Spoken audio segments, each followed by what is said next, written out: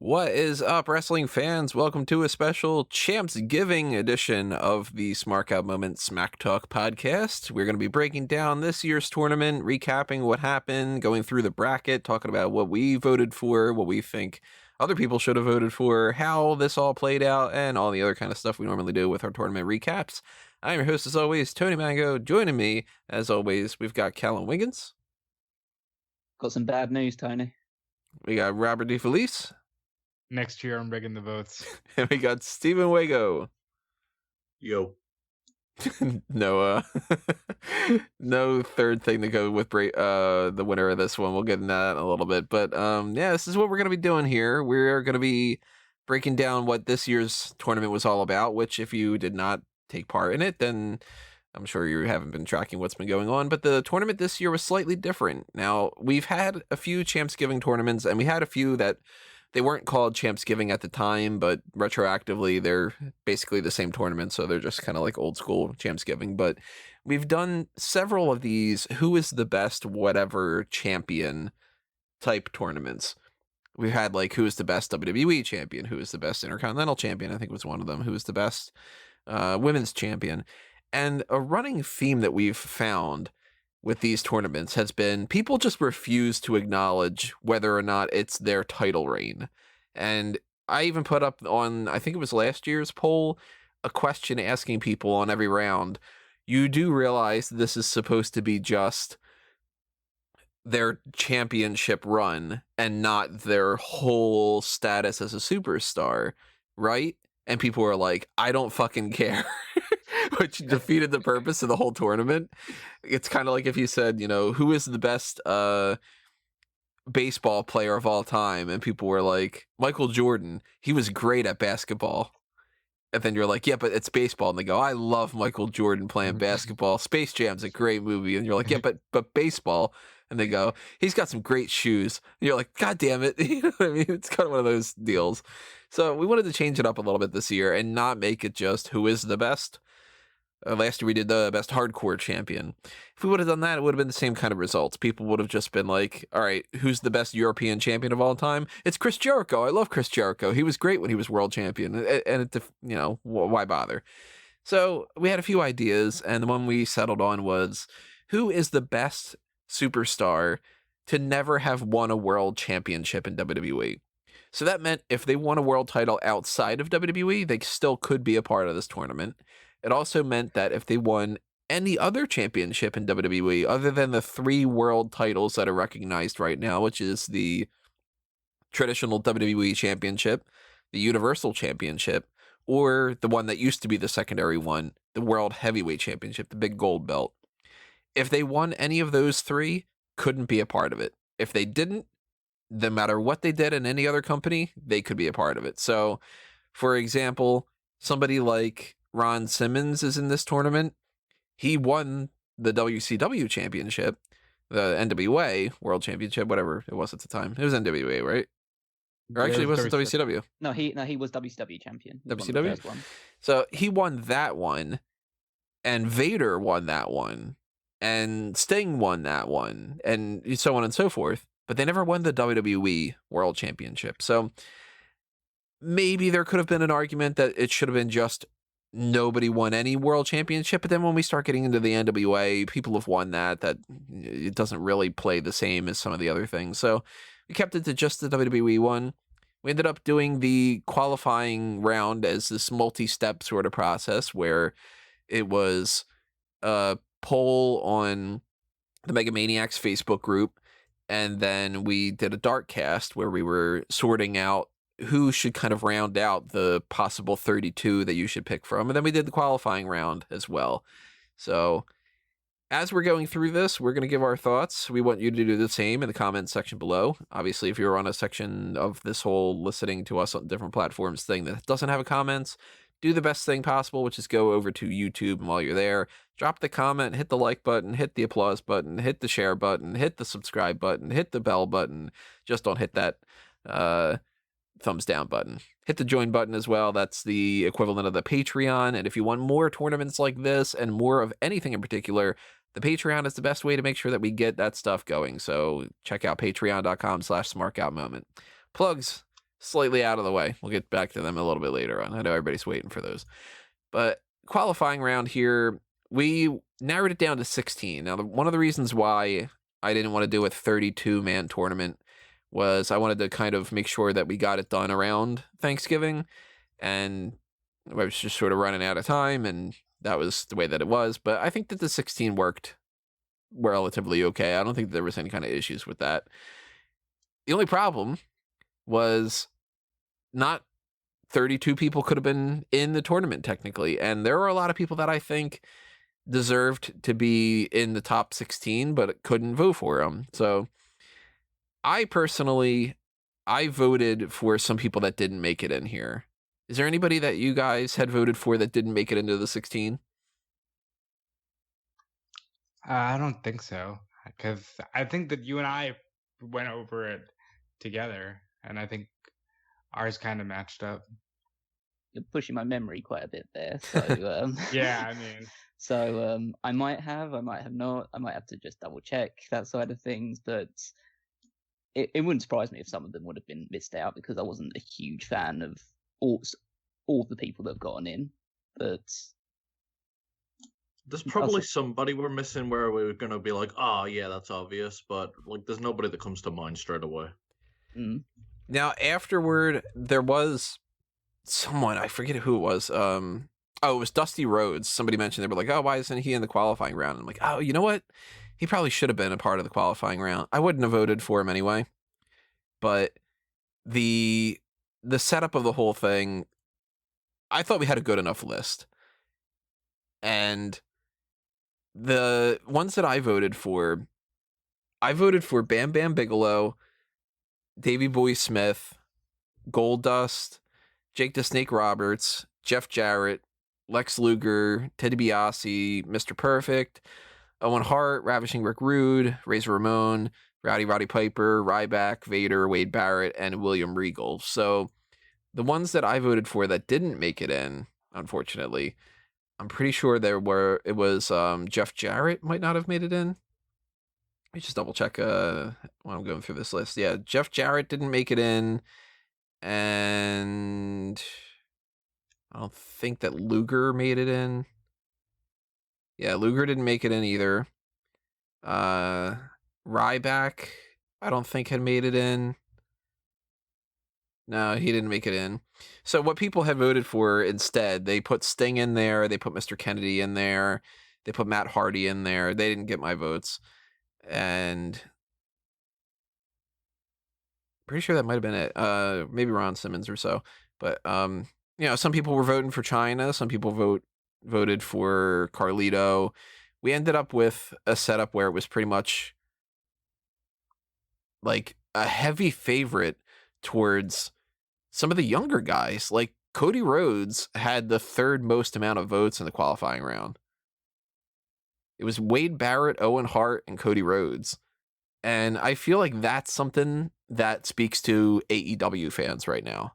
That they're like, of course he should have won the world championship at WWE. He's the top guy in AEW. And it's like, yeah, but out of all the people in WWE history, the third highest Cody should, I don't think that that's necessarily right. It's all opinion, so it's right or wrong necessarily. But to me, that doesn't stand out. That makes any sense to me. This tournament taught me that a lot of the people who read our stuff are very modern focused. There's an obvious recency bias, and there's obviously, if there's people that are in the news or more widely talked about today, then they're more likely to be voted for. So it doesn't surprise me that people like Rick Rude don't get a huge amount of votes and stuff like that, even though historically they probably are more significant than Cody Rhodes was for his entire WWE run, which essentially he was a mid-card champion at best. Yeah, Rick Rude was another one that didn't make it into the tournament that I voted for. That's right. Yeah, the modern bias is majorly there. Like Wade Barrett wouldn't have made it out of the first round if it was up to me.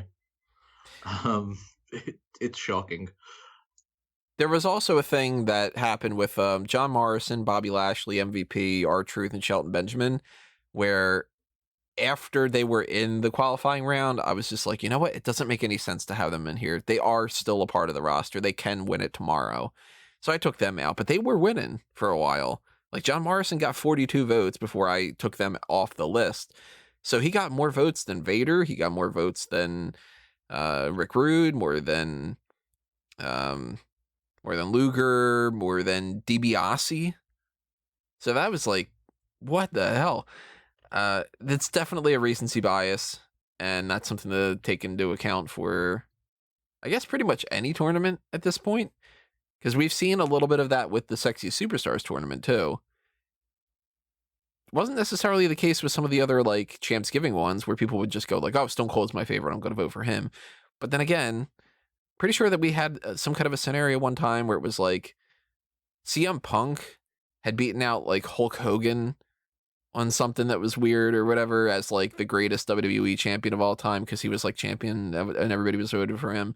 We're talking years ago at this point, so it's hard to keep track of that, but I feel a little bit bad about some of the older people like the Jeff Jarretts, who I think really should have made it further, but at the end of the day, one person can win.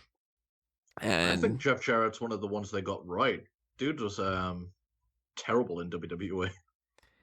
I still maintain an argument that if there was a brand split and 2 championships, he would have been a world champion. The shit one. He would have been a world champion on SmackDown for sure. That would have been the case, not Raw. I mean, I guess it's fortunate then that he kind of left the company before they even did the brand split, even created SmackDown in the first place anyway. So here's where I'm going to scuff my shoes and go, I liked Jeff Jarrett. I mean, he went over to basically the lower brand in WCW and won their world title. So I guess that kind of matches out. Well, we're not going to break down every single thing and go, oh, it's 68.1% votes and 72 votes. And we're not going to do all that kind of stuff. You can check out the responses on the actual pages themselves. Nobody wants to just hear a bunch of numbers, but I'm going to break down what happened here and there. And I guess we're going to go like round by round and just sort of go like, oh, what happened with this one? And oh, that was the right call and all that. Round 1, we had Wade Barrett beat the $1 Million Man, Ted DiBiase. I voted for Ted DiBiase. Same. Right off the bat, like, that's just fucking wrong, man. Right, like, Ted DiBiase was so deserving of a world championship that he was world champion for a bit before they decided to change it. There's footage of him with the world title. Right. Yeah, he's as certain house shows he main events as the WWE champion while they're still trying to figure out what they're going to do with the belt at that point. So, it's weird. Like, they count Andre as a former world champion, even though, like, he won through shenanigans, and they immediately strip him, and he hands it to DiBiase, but they don't count DiBiase as world champion, but he should have been, and there's pictures of him with the Winged Eagle, and they're great pictures. He should have been world champion. Now, I like the argument that, technically speaking, you can't just give the championship away so it doesn't count. I'm okay with that. But he still should have won it. That's the thing. Is like DiBiase was like the heel at that time frame. Now there are other people too, Mr. Perfect, Roddy Piper, and that kind of spectrum. But it's like, man, DiBiase really should have won that championship at some point, you know? Well, it's at that period of time where they were giving huge title reigns to people at the top, because Hogan at that point, when he lost to Andre, had held the title for I think it was 4 years. Yeah. So 4 years. Yeah, so, and prior to that, they had a transition for the Iron Sheik, but before that, Bob Backlund had held the title for multiple years, Bruno Sammartino for multiple years. Essentially, they only ever gave it to heels to like have a week or a 3-week long reign, and then would put it over to the next babyface that would hold the title for the next 10 years or so. Yeah, it's just a shame that they couldn't at least give DiBiase like a month. Yeah, I guess they decided to do that tournament instead, and DiBiase makes it to the final, but Savage is the one they get the title to. So at that point in time, they were really focused on giving exclusively long title reigns to baby faces. Yeah. Then we had one of these matches where this was like, you can't win because it's just how the qualifying round turned out and the way that the bracket got seeded. It was Mr. Perfect against Razor Ramon, and I'm like, damn it, this could have been a final. The correct decision was made. I ultimately voted Perfect over Razor too. So I wanted Razor to win the whole tournament, but this is a hellish first round, and I still think Like when you, Tony, see things like this, you need to start shuffling pieces around. Just rig things. It wouldn't have mattered anyway. I think, like, at the end of the day, if Perfect beats Razor, it's a decision I can live with, but I'd feel better about it in the finals instead of the first round. Yeah, it's hard to go, well, Razor Ramon taken out of the first round, but who are you going to vote for between, I don't know, Cody Rhodes and Mr. Kennedy or something? You know, I think they both got knocked down in the first round too, but it is weird when that plays out like that. I didn't like seeing that when I came up and I typed it out. I'm just like, no. I like these two. Fuck. I think I went with Razor out of these two just because I think even though Mr. Perfect was the better wrestler out of the two of them, I just went with the mindset of, well, contextually, Razor Ramon was in the company when Diesel was champion. And I just thought, Razor Ramon would have been a much better champion than Diesel was. So that was kind of my mindset going into it. I would agree with that. They're both in that discussion of if there would have been a second world championship, both of them guaranteed would have had at least one, if not 2 or 3 world titles, I think. You book it based off of the way that they book things now. These two, gold. Solid gold. And I think ultimately I went with Perfect because I thought, you know what? His name's Mr. Perfect. If he's not the world champion at some point, it does kind of feel a little bit strange. If you're perfect, you should be at least a former world champion. Razor Ramon, he made that Intercontinental title, and yeah, he should have won it at some point, but at least he had multiple IC title reigns, and like Rob had said, you know, I can deal with it, but it sucks it's the first round. Did not like the idea that Sting and Goldust was in there because I didn't vote for Sting to begin with. I thought that he didn't have enough time in WWE to really make it seem like he should have won it. But it was one of those names that was discussed of people talking about the idea of, well, he still technically could have won the championship and whatever. I voted for Goldust. He got his ass whooped with a 51-21 vote. Of course he did. That would have been a Ravishing Rick Rude over Goldust type of thing for me, for instance, or a Lex Luger over Goldust type of thing, or whatever the other people were that I had voted in, the Ryback over Goldust. I would have gone with a lot of other people over Goldust. You see, Goldust would be someone I gave like an ECW title reign when that was the third brand. Not really a WWE World Champion for me. Sting's the better choice, but that's an oddball pick too, just because he only really entered WWE at the end of his career. Mm-hmm. Yeah, I think Goldust.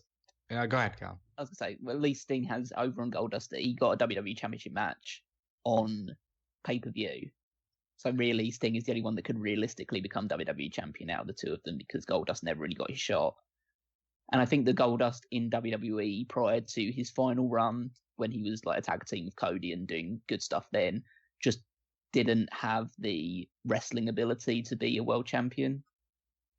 That Goldust character was very character driven and very hit or miss. So I wouldn't have had that Goldust as champion. I'd actually prefer the current Dustin Rhodes to be a world champion over Goldust back then.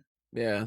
I think the fact that Goldust doesn't fight Shawn Michaels on a pay-per-view for a title is wrong. And I think he could have even been a champion in that early, like, 95, 96 range. But it's a very short window. Again, if it was, let's split this roster in half and do kind of like what we did with the mock draft or whatever.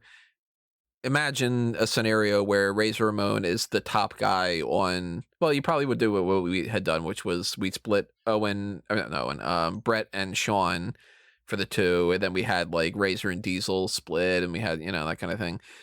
You got to imagine maybe in that scenario, if Razor Ramon is champion and he's feuding with Goldust, they're probably feuding for the world championship over the Intercontinental, and there's probably somebody like the 1-2-3 Kid is the Intercontinental champion. So ifs and buts and candy and nuts, and we don't have a better Christmas, whatever it is. Hypothetical situation. Goldust could have won a world championship, but that's not how the cards played out, whatever the phrase is, ifs and buts. I don't know. William Regal and Vader was one that was a little tough for me. I voted William Regal over Vader, I think. But that one was like a coin flip because both make sense to me. Vader really should have had a better run in WWE. William Regal came really close to be in that championship, and then he kept getting snake bit. That was an easy one for me. When you go back to William Regal after he wins the King of the Ring and becomes the general manager of Raw, that's one of the best characters WWE's had. It's one of the best villains WWE's had. He got genuine heat. He was so over. And then you go back to even just his earlier stuff. I felt like the character's work's always been strong. He's never struggled to flip between babyface or heel, but as a heel world champion, he would have worked awesome. But then you get into like the idea that Vader was literally supposed to be champion. He was supposed to win the title from Shawn. The following show after Survivor Series is even marketed as It's Time because it was all supposed to be built around Vader being champion. So I would have to go with Vader, although I agree the 2008 William Regal run would have been amazing if he was GM, King of the Ring, and WWE champion. I fundamentally went with William Regal just because, as Wago says, just his character work, especially in that 2008 run, was just phenomenal. He's always been positioned very highly, even if he is in a commissioner role where he gets to be a bit of like a dorky, goofy heel where he's always being made fun of by the baby faces. Even that could have worked in a championship role in WWE. Vader, when he came in, just wasn't the same Vader he was in WCW, and I think that's more of a harm with the way he was booked more than like the guy himself. But if you are going to book him that way, in the way that he was treated for the year or the 2 or 3 years that he was with the company, I just never realistically bought him as a world champion at that point. Regal would have been an excellent world champion. I could have seen Vader being the one to beat Undertaker when he was world champion, for instance. But they kind of he fizzled out way too fast. Plus, William Regal's such a man. Real man's man. Owen Hart wiped the floor with Bam Bam Bigelow. I felt bad about that. I voted for Owen over Bam Bam, but it was a 66-6 vote, which was like, goddamn, yeah, okay. This is a one-sided affair. But Bam Bam is a guy that, to me, he's so good and overlooked, not overrated. That wouldn't have made any sense. No, I think you were right the first time. I think Bam Bam should have been a much bigger deal, but you put him against Owen Hart. I'm going Owen because Bam Bam, at the end of the day, if I make an argument, I can go, yeah, but you know what? Bam Bam didn't even win the Intercontinental title. And if Bam Bam would have at least won that, I'd feel a lot happier. Owen should have been a world champion. That dude was so fucking good. Yeah. And he won the title. They just don't recognize it. Technically, the decision was overturned. Right. But it's like he won it. It's just kind of like that Inoki and DiBiase type of scenario where they're like, nah, the Rockers aren't actually tag champs. Like, that's sort of set up. We only filmed them winning the title. Yeah, we didn't they only won the titles and, we booked it and it happened. It's kind of... But Owen over Bam Bam, yeah. No real complaints about that one. Yeah, I'm not going to disagree with that. No complaints at all about Jake the Snake Roberts beating Matt Hardy. I never voted for Matt Hardy to be in the tournament to begin with. Why the fuck is Matt Hardy even here? Yeah. That should have been like Roberts against Ravishing Rick Rude or something. One of those guys. I think the reason why Matt makes it, and obviously there is the recency bias, but I think it's also due to the fact that just because Jeff won the world title, and a lot of people think that Matt is the better character worker and the more reliable worker out of the two Hardys. The fact that Jeff managed to get to the top of the mountain and Matt didn't leaves a bit of a sour note for a lot of fans. Well, I'm one of those people. Well, Matt Hardy should have tried to get over before he was 40 years old. I mean, but Matt also didn't just casually throw himself off of the top of arenas to get over. Jeff has an X factor. Matt Hardy, I agree. I think he's the better worker of the two Hardys, but Jake the Snake Roberts is Jake the Snake Roberts. Like, this isn't even close. Well, Matt Hardy never even got to version 2. So You gotta upgrade every once in a while, you know. Go away. So Jake the Snake slithers his way into round 2, and Cody Rhodes versus Davey Boy Smith. I voted British Bulldog. Happy to see British Bulldog beat Cody there.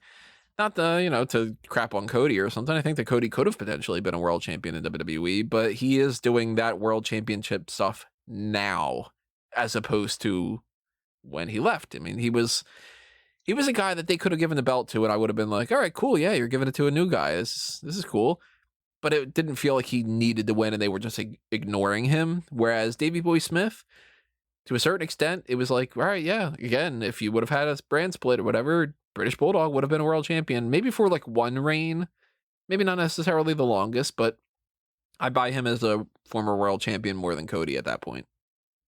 I'll be honest, I'm surprised that Bulldog won, but it's a pleasant surprise because he should have. Yeah, he should have won the world title. I've often called him, I think, the best all-rounded person of his day. Davey Boy Smith could go with anybody, and it was almost always good. I'd say well-rounded besides promo work, which was obviously, I think the current Cody would wipe the floor a bit. It's just a case of, I think if this Cody now was in WWE, you could see him as a potential world champion because he just has that presence about him that he didn't have when he left the company beforehand. Yeah, Cody's a main event talent when he books himself that way. Oh, jeez. Now, if you're asking me if I think Cody could be a world champion now, I say no. No Like to now? all these things that are saying the opposite of yes. I hated that fucking promo so much. I think now he could totally win it. I think the clearest indication the British Bulldog would have been a workable world champion is that Wembley crowd. Because essentially the WWE title was in the undercard of that show, because I know it was in the UK, so you are going to do that side of things. But British Bulldog could have been a very good, like, international star to be your world champion, like really up the viewership in the UK for it. Who was champion at 92 SummerSlam? Savage, yeah. In his second reign that nobody remembers. And no wonder I don't remember this. And he fights Warrior in their second match that nobody remembers. Which match was it where British Bulldog was really coked up and Brett just had to drag him through? That one. So a coked up British Bulldog is more entertaining than Cody Rhodes. Well, I think a coked up Cody Rhodes is more entertaining than a real Cody Rhodes as well, but that's just Cody, you want to prove you want to do some scientific experiments here? And our last one on the first round was Roddy Piper beating out Mr. Kennedy. No arguments whatsoever on that. Yeah. My God. Like, how did Kennedy get in the tournament? The qualifying round, he got 37 votes, which is more than Ted DiBiase. It's more than Luger. It's more than Shamrock, Lawler, Jarrett, Harley Race. Just ridiculous.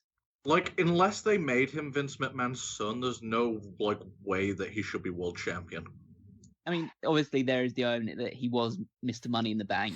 Mm-hmm. There's a likelihood that he would have won one of those world titles if he hadn't have gotten injured, but not actually injured, and then having the title, the briefcase taken off of him, even though he still could work. But yeah, I just think that, the more I retroactively look back at Mr. Kennedy's career, he was a good talker, but he really just didn't bring anything in the ring that was that special. And I do admit that I think it's a little unfair that it's so easy to kind of laugh at the idea of him being world champion retrospectively. But at the time, he was one of the big stars on the rise. Like, the way that people look at, it's hard to say because they don't have a lot of big stars on the rise these days. But like the way people look at a Austin Theory or somebody like that. It's like, oh, this guy's got it. Until he made Randy Orton cry, there was a lot of upside. Kennedy was never somebody that I really liked in the ring, though. I always liked when he would come out and talk and whatever, but then once the bell rang, I was kind of like, all right, we can just skip to the next match, sort of. I mean, we know how good a title reign would have come because we saw it in TNA. It was TNA is not a good example. Wait, he was a champion in TNA? God damn. Yeah. I've forgotten a lot about that company. Yeah, he was. He held that ridiculous purple monstrosity that didn't Jeff he Hardy beat Jeff Hardy in like a ladder match? Like he beat Jeff. he beat Jeff. I mean, obviously this is a bit of a tangent, but he beat Jeff Hardy in Jeff Hardy's like first title defense after joining Immortal, because that's how stupid that fucking company was. You got this great new heel champion, and you get the new heel stable. Let's just have the babyface beat him first time out. And like, I mean, they made a. Go on. A heel Jeff Hardy at that point, especially, is much more marketable than Mr. Kennedy at any point ever. Who decided that? Doesn't this company just like change everybody every pay-per-view anyway? Didn't they just have like 3 pay-per-views in a row where all the titles changed or something? Who knows? They probably did, but yeah. You know.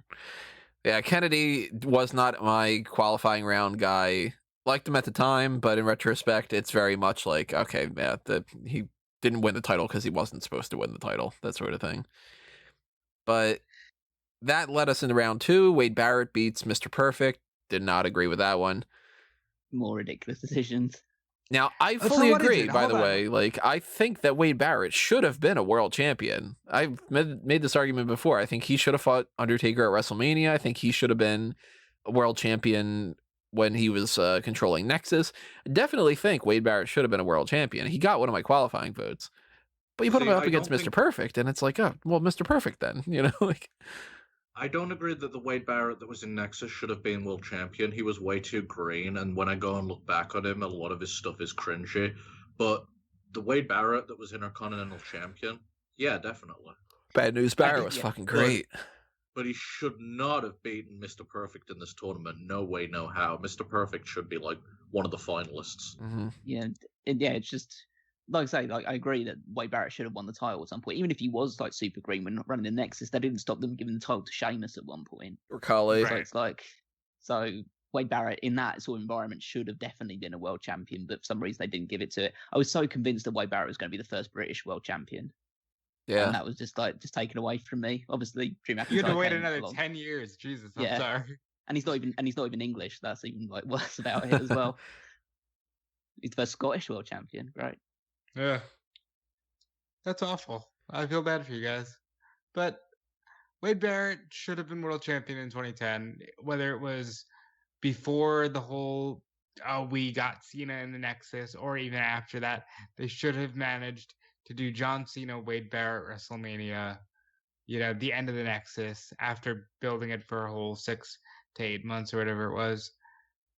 He should not have beaten Mr. Perfect. And it's this recency bias of, hey, Wade Barrett's back on my screen. I remember that guy. He was kind of good. Why wasn't he world champion? Big fan of his Halloween costume, though. Where he dressed up as Bad News Barrett, his favorite superstar. Yeah. Surprised he didn't dress as Papa Shango. Yeah, I love that recurring joke that he was just always like, yeah, Papa Shango is going to be in the Royal Rumble. He seems like a cool dude. I want to hang out with him at some point. Just be like, I don't know, tell stories or something. Unfortunately, William Regal lost to Sting. That's just another one where I was just like, no. William Regal should have beaten Sting. Yeah, but Sting shouldn't have even been on the list, because once you put Sting in there, Sting's going to win because everybody thinks Sting is a huge star. And they're right. It's just his WWE run was shit. That's where people forget that he was only in there for a short amount of time. And yeah. Yeah, this left bracket should be coming down to William Regal versus Mr. Perfect. So they got it completely wrong. Mm-hmm. Absolutely. I will agree, Owen Hart over Jake the Snake Roberts. It's a tough one. I probably would go with Owen just because I think he's the better worker out of the two of them, but I think both of them had merits to be potentially finalists in this as well. I'm actually going to go the other way. I think Jake should have been the guy winning here. I think he's much better at his character. I think he knew himself a lot better. Owen could wrestle circles around him, no doubt, but Jake just felt larger than life by comparison. Jake is the better mic worker as well, so that probably holds a lot more water to that as well. Yeah, you mean Owen Hart had that great promo of I kicked your leg out from your leg. Well, I've got 21. Well, I've got 22. Yeah. Well, there you go. I got 21 legs. There you go. Just combine the two of them. Well, I think Jake comes from an era where you didn't need to be the world champion, whereas Owen was kind of getting around the era of, okay, the belt would really help him mean more. I think that's the difference between the two. That's why I would have gone with Owen. I think Owen needed the belt more. Here's what ultimately made the decision for me. Jake the Snake Roberts would have had to beat somebody like a Hulk Hogan. And I don't think that necessarily would have happened. Well, Hogan wouldn't let it happen. Owen, I think, should have been in Bob Backlund's spot. You think he should have beaten Brett and then just lost to Diesel in 5 seconds? Not necessarily lost in 5 seconds, but I think that Owen should have been the one that beat Brett, and he could have always rubbed that in Brett's face as like, oh, I beat you for the championship, and that's why I, won that title and whatever. And then he should have won it through some kind of shenanigans, like, roll up after hitting him with some kind of an object or something. But like that should have been the scenario and not Bob Backlund. The Bob Backlund thing, Bret Hart, even in a recent thing, was just like, yeah, I don't know about that.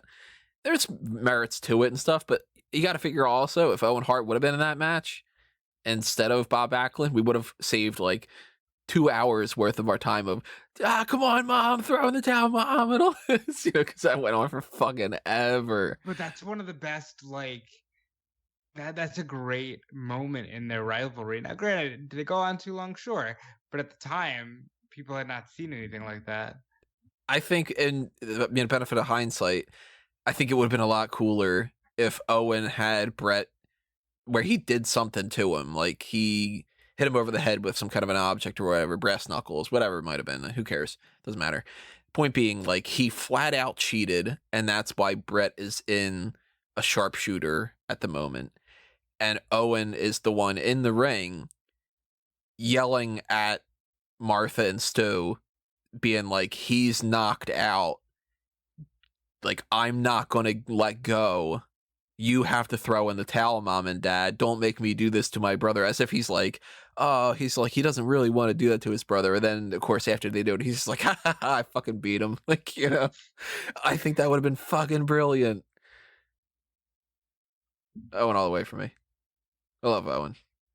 Yeah, I agree. You know what? I might put Owen as my number 5 favorite of all time. I don't know. I'll have to reassess my list. He's great. And we had Roddy Piper beat Davey Boy Smith. I voted that way, so I'm happy with that one too. Davey Boy. No, Roddy. Oh, this is a tough one. I really like the British Bulldog, but Roddy Piper's got one of the greatest characters of all time, and he was the villain for Hulk Hogan. He was the best villain for Hulk Hogan. He's his arch nemesis. Perfect guy to be champion. Yeah, I mean, it's just the thing of that time. Even though he still ended up being the perfect nemesis of Hulk Hogan, even without the title, just imagine how much more that feud would have meant if they were world champions. Like, WrestleMania 1 should have been Hulk Hogan versus Roddy Piper for the world title. Obviously, you have to put Mr. T in it to get the mainstream attention. Mm-hmm. But they, at least WrestleMania 2, they decided to go with Piper and Mr. T instead of Piper versus Hogan instead. It's just, it astounds me they didn't have a one-on-one match at WrestleMania for the title. Yeah, but they probably go, well, we had a one-on-one match on MTV, so it's even better because we were on MTV when MTV was really the greatest thing ever. Yeah. Had music. that too. Yeah, Piper to me is one of those guys where it's astounding that he never won that. But then again, you look at the era and it's like, well, Hogan was champion for like 9 fucking years. So it's like, no wonder. But Piper should have won for sure. And then we went into the third round, semifinals. We had Wade Barrett versus Sting. Again, we all agree that shouldn't have been what the match was. But between those two, I voted Wade Barrett because to me, at least with that, I'm like, yeah, Wade Barrett had multiple chances. He should have won that title. Yeah, with the disaster that we're given, I have to pick Wade Barrett just because Sting in WWE, him having the title run makes no sense to me. Yeah, out of the two choices, Wade Barrett is the obvious one. Like Wade Barrett should be in terms of like just overall looking at the entire thing. Wade Barrett would finish about like 10th probably for me. So and Sting would probably finish last. So Wade Barrett comes ahead in that regard. I mean, I would have voted DiBiase over Barrett first round. So yeah, he'd be long on him under my thing. Yeah, like DiBiase, it'd be DiBiase versus either Perfect or Ramon, and I probably would still go DiBiase. So in my mind, DiBiase is in that spot. But whether it's DiBiase, Perfect, or Ramon, they're all ahead of Wade Barrett in my mind. Mm-hmm.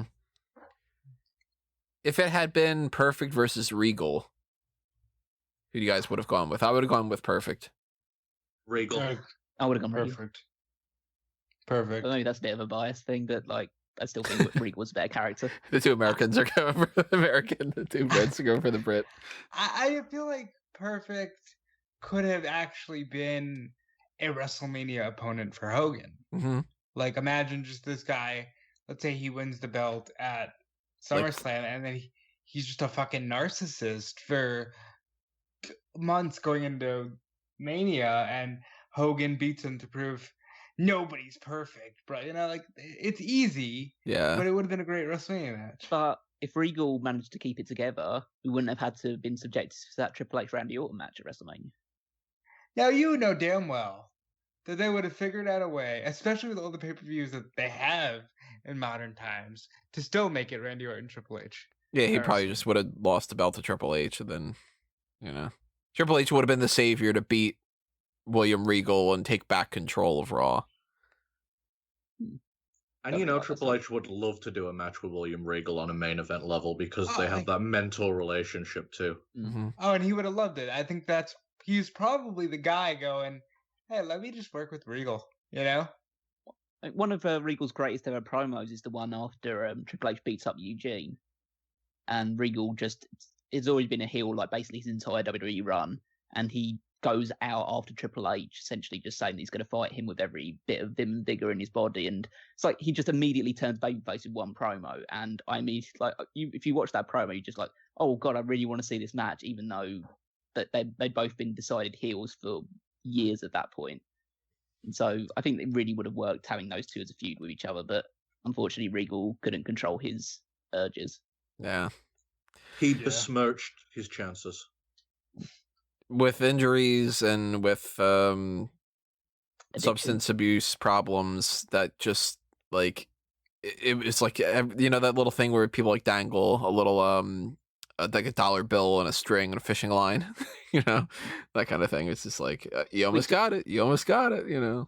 We talked about that in his final promo that he does before that match with Cesaro, his final match in WWE or NXT more technically, but like he talks about the fact that the thing that he wanted most was the WWE title, but he always got in his own way, and that's why he didn't win it.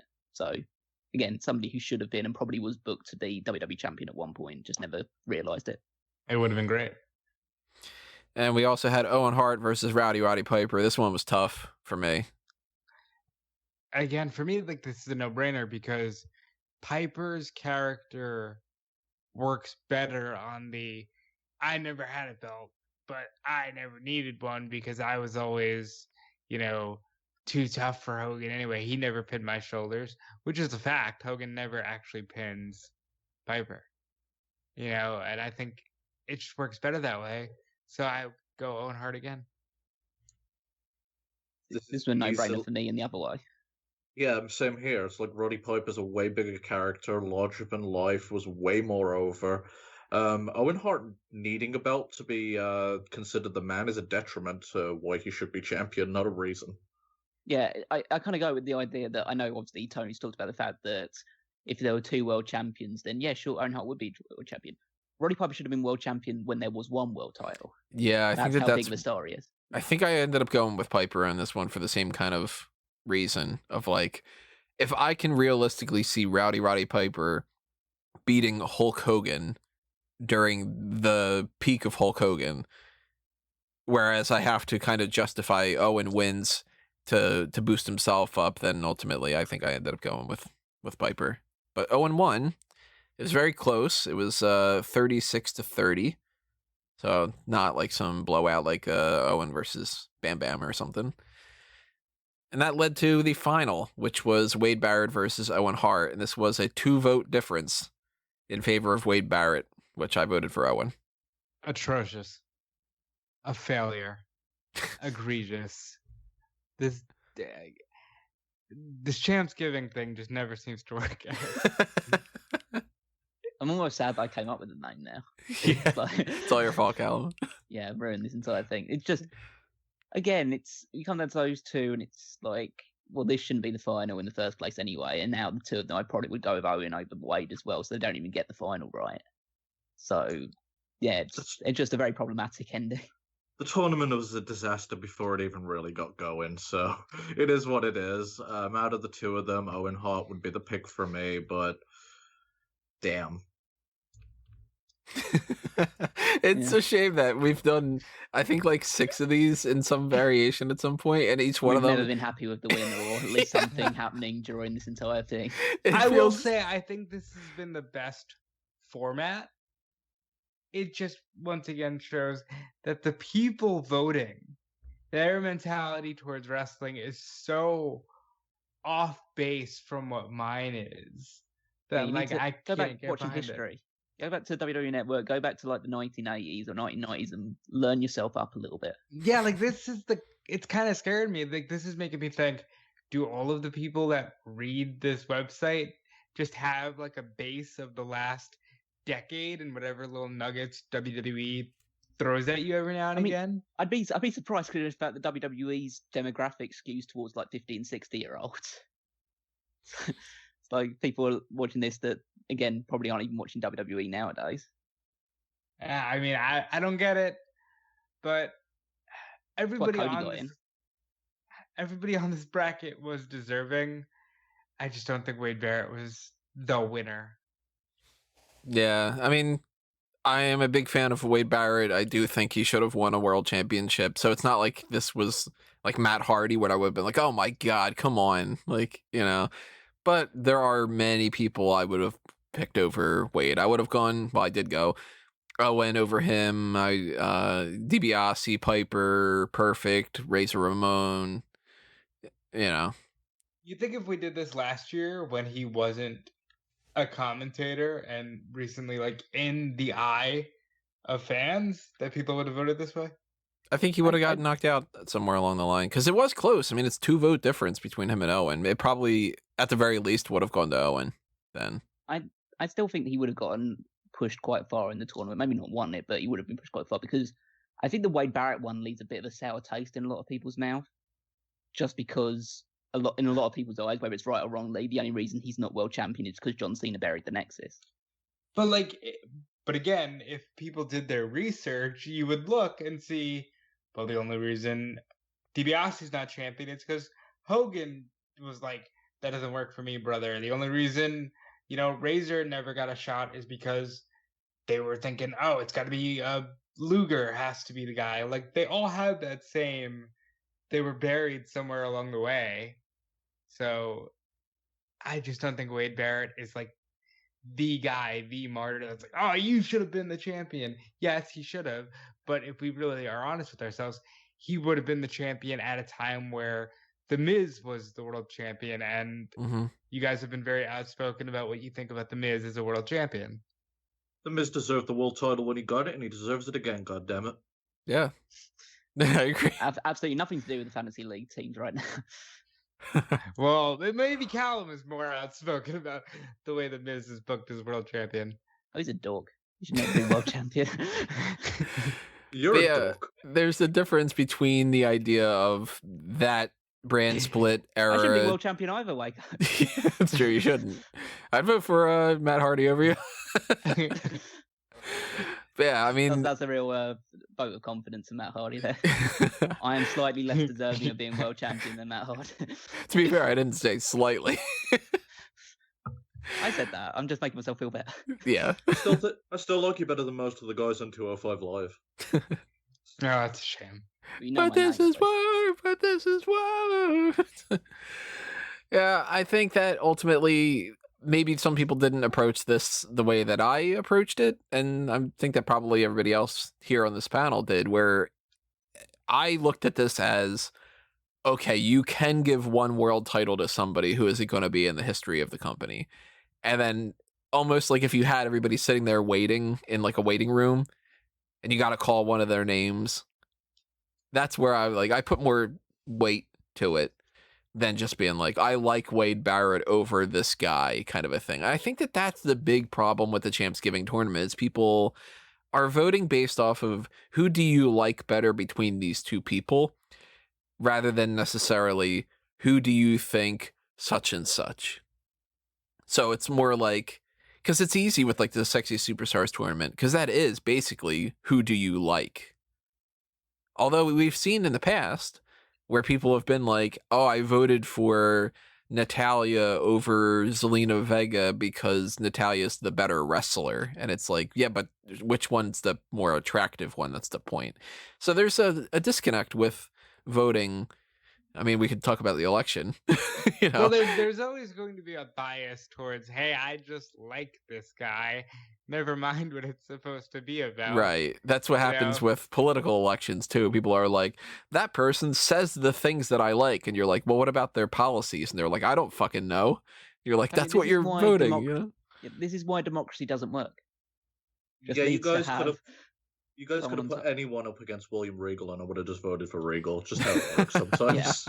Yeah, that's pretty much the case as well. Like, I would have been that biased as well. But yeah, just goes to show that you just sometimes just need to put this tournament out here and just say, okay, we're doing this tournament, and this person's already winning, so you might as well not vote. So that's kind of my attitude towards it. I mean, who would have won if you had the choice? Razor. I said this in the very beginning. Razor should go all the way. Regal. For me, it's either Ted or Roddy Piper. I think ultimately I'd have gone with DiBiase. Because, I mean, Roddy then just be different. The $1 Million Man, like, see, my argument with Perfect is, like, he's Mr. Perfect. He should have been world champion because he's Mr. Perfect, and he pulled that character off so perfectly. And it's like, oh, I've had the perfect championship reign. I've never been... nobody's ever beaten me. And it's like, yeah, of course, because you're still champion. That makes sense. But like that heel kind of character or whatever.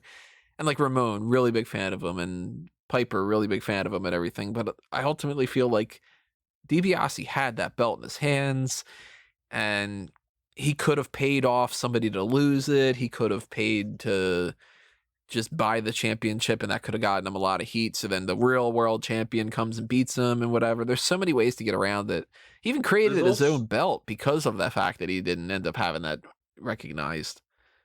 There's also an element to this tournament we didn't consider where a bunch of guys shouldn't have been world champion just because of how their lives turned out. I mean, fuck me, you don't want to have Razor Ramon as a former world champion and have a laundry list of the shit he's gone through. The British Bulldog's a world champion, he died early.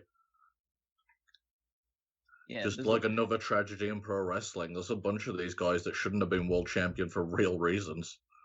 Yeah, and obviously they tried to sweep things under the rug in terms of the Owen Hart thing. Obviously they did the celebration of it, but imagine if Owen Hart was world champion and then that thing happened to him. That would, I mean, it was bad already, but just a case of like they killed one of their former world champions. It's like that's gonna get a huge amount of attention. The real travesty is making him world champion and then the Blue Blazer. Yeah, well, there you go. If this would have been Blue Blazer versus Wade Barrett, I don't think that it would have gone any differently. Yeah, can we redo this tournament? But he has to be under the Blue Blazer character. The Rocket Owen Hart with those fucking parachute pants and everything. Listen, don't knock high energy, okay? Owen Hart in MC Hammer pants is amazing. The Black Heart was always my favorite name for him. And the King of Hearts was great too. Well, the King of Hearts, yeah, that's the best. Not Rocket. No, not the Rocket. No. But my Owen Hart, my imagination. That's dumb. My imagination. Like if you say like, oh, picture Owen Hart, I picture Owen wearing a tag team championship or an Intercontinental Championship and holding up 2 Slammy Awards. And just having that, like, that get up, that's Owen to me. Not like the caution tape Owen or, you know, yeah, like that's why or whatever. I don't like anything after the when he cuts his hair. Because, like, right about then, I start to say, all right, my Owen is like 94. Mm-hmm. You know, he's got the King of Hearts look. And I like the Heart Foundation stuff too. It's just anything after that, it's pretty much already over for me. The moment he started dressing like a road sign, it was trouble. I want to make some kind of a yield joke, but I can't think of it. So that's the tournament.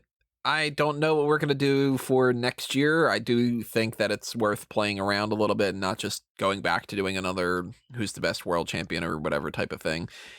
So I don't know. My current idea is to go with either another variation of this where it's like who should have been this type of thing, who should have been maybe like Grand Slam champion or who should have been a Triple Crown champion, and they're just missing one of those elements or something. But I feel that's a little too complicated. How many tag teams can you name that haven't been tag team champions? That might be a good name one. At least 16. I think there it is. I know, like Crime Time, for instance, is one that I would put on that list. They should have won the tag titles. So it might be Highlanders. Casanenzo. Yeah. The Highlanders. Maybe the Dicks. No. Okay, listen. We're not gonna go Highlanders or Dicks. Gemini. Or Gemini. No, Cal. Techno Team 2000. Like the Headbangers the Headbangers were tag titles at one point. They were. That's how bad it was at one point. Yeah. There was the Heartbreakers. They were pretty terrible too. No, the Heartthrobs. You're thinking the Heartthrobs. Oh yeah, you're right. I mean, the Rockers is one. Technically. Yeah, I mean, no. So maybe that would be a good one. Another one that I was thinking of, if we wanted to play around with just completely changing things up, is what's the best title design out of a group of things, where I've actually got the pictures on there, and it would be like, all right, pick the best world championship design or pick the best Intercontinental Championship. Well, we wouldn't do that because everybody knows what will win. The world title design, I think, Winged Eagle's probably just going to win that. So I mean, it should, but you never know. With the way that these fucking people vote, the Spinner Championship will win. Oh God, maybe we shouldn't do it just to make sure that doesn't happen. That's one idea. Another one idea that I had was like the best gimmicky championship ideas, where it wouldn't necessarily be just WWE, but it would be like, for instance, which do you like better? The 24/7 championship, the hardcore championship, the cruiserweight championship, where you have to be under 205 pounds, the grand championship from Impact, the Heritage Cup from NXT UK, where it's the British Rounds type of deal, the trios titles, like that kind of a thing, where I would just like create a list of gimmicky championship, or TV championship would be on there, where it's like every title defense is on television. What was the one of the Lucha Underground one where they all have the medals and the medals get put in the belt? A Gift of the Gods Championship. Thank you. That's the Gift of the Gods. It's pretty cool. So maybe that would be something to go with, just to do something completely different. The idea around Champsgiving at this point is basically, I'm going to do whatever I can to make sure that it revolves around some sort of championship concept, as opposed to champions specifically. So maybe we'll go back at some point and do like the best Triple Crown champion. But I think that people will just vote on their favorite superstar, so I don't really want to do that. So we'll figure it out. We got a year. Hey, and if you don't want to wait a year, there is that Pick Your Poison tier, right, Tony? Technically speaking, although if somebody does the Pick Your Poison for Champsgiving, I'm going to be like, yeah, maybe you should do something else, because the tournament things are kind of off the idea of the Pick Your Poison to a certain extent. I mean, obviously, if somebody's like, here's like $900, can you do one? I'll be like, all right, fuck yeah, of course I will. But like, nobody can really be like, hey, I did the Pick Your Poison thing. Can you watch every WrestleMania doing fan tracks? No, that's not how that works. So, but again, it is up to your discretion how much you want to give. That is true, because there is the Hall of Fan and everything, where you could get $1,000 or something, and that might be a different story.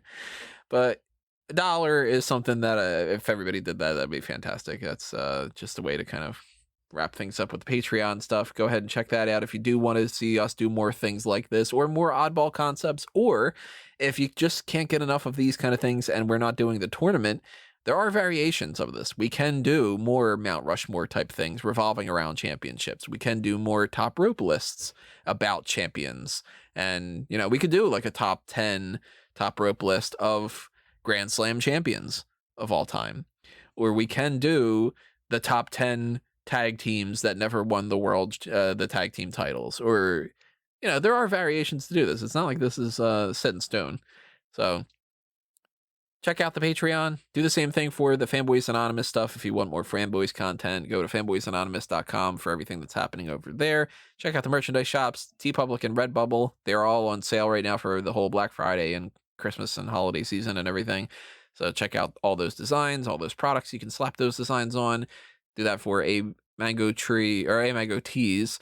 fanboys and for Smark Out Moment. And I don't need to plug Champsgiving because that's already what we've been doing here. So yeah, just kind of follow along with all the stuff you should normally be following. You know the deal by now. If you're listening to the Champsgiving one, you know our normal stuff. You're not somebody who's like randomly coming across this, so I won't bog you down anymore. But these guys have other things that they are going to plug. So Callum, tell them what is on your side of things.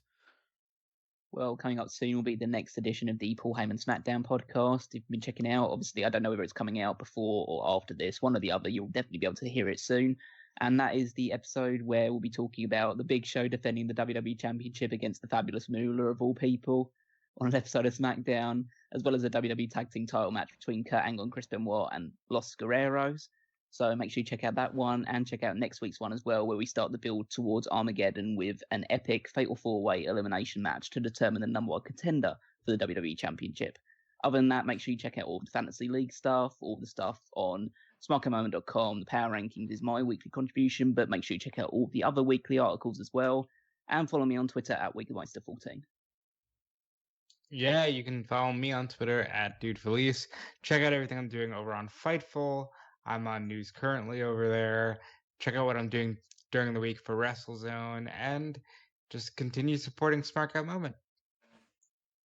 All right, I haven't got much going on, so if you just want to check out what we're all doing time to time and chat with us, go to the Megamaniacs on Facebook. And remember, kids, winners don't use drugs unless they're steroids, in which case, use lots of drugs. The opinions of Stephen Wago do not reflect the so on and so forth. I don't know what the legal crap is. Follow me at Tony Mango. Follow me at A Mango Tree. Follow me on my exploits on Bleacher Report and wrestling news. And we will just keep having more stuff coming your way. So just stay tuned to smarkoutmoment.com. And we will be hitting you with plenty of articles and podcasts and everything else that's going forward. One last thing for me to mention, just to round things out by the next time that you guys are going to be hearing from us, and we get into next week's talk about NXT TakeOver War Games and the next hot tags and all that stuff. One thing that is going on is going to be the feedback for the year. And that is actually going to be lumped in together this time with the Smark Out Moment Awards. So on the 1st of December, there's going to be a post up at like 8 in the morning or noon or whatever I scheduled it for. That is going to be the poll for that. Now, if you want to vote for one of them and not the other one, there is the option for you to be able to skip the awards and just go to the feedback, or to do the awards and then skip the feedback. I obviously would rather people do both. In particular, I would rather people do the feedback because that is something that helps out quite a bit to know if you guys are really digging something that we should do more of. Like when we first did the Mount Rushmore and people were like, I fucking love this. Then it was like, all right, cool. We'll definitely do more. And if you have any kind of means to give us any thoughts about what you're disliking too, or, you know, what you'd like to see more of from things we're not doing, or whatever the case may be, the feedback thing's going to be up soon. And that also means, too, since you're voting for the best and the worst segment of the year for the awards and everything, try to start making up your lists for the end of the year awards, because those are going to be coming up. You know, next time you realize it, weeks go by pretty quickly, and they also take forever. It's a weird year, but the awards stuff is all going to be starting soon. Obviously, that's going to happen towards the end of December, but giving everybody a little bit of time right now to realize that they've got some work to do if you want to be a part of this. So stay tuned for that. Stay tuned for everything else that's happening here. But for now, this has been another Smark Out Moment, and we're being counted out.